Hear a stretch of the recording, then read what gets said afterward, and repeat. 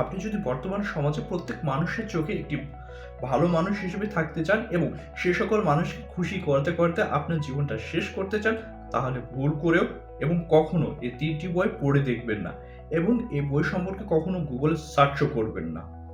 কারণ এই বইয়ে এমন কিছু অপ্রিয় সত্য এবং ডার্ক সাইকোলজি লিখা আছে যা জানলে আপনি কখনো তাদেরকে কোনোভাবে সাহায্য করতে পারবেন না এবং খুশিও করতে পারবেন না। তো প্রথম বইটি হচ্ছে নিকোলো ম্যাকিয়াভেলি দ্য প্রিন্স। এই বইটি যখন প্রকাশ করা হয় তখন সে সময়ের বড় বড় কর্মকর্তারা এবং সর্বোচ্চ পর্যায়ের মানুষেরা এই বইটিকে একদম নিষিদ্ধ করা হয়েছিল, কেননা সেই বইটিতে এমন কিছু অপ্রিয় সত্য এবং ডার্ক সাইকোলজি বলা হয়েছে যা অন্য কোনো বই এখন পর্যন্ত বলা হয়নি।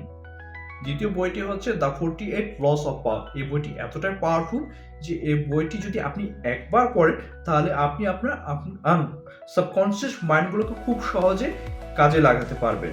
এবং তৃতীয় বইটি হচ্ছে আহমদ ছফার গাভী বৃত্তান্ত। এখন কমেন্ট সেকশনে অবশ্যই জানাবেন যে এই বইটি কেন আমাদের পড়া উচিত নয়। ধন্যবাদ।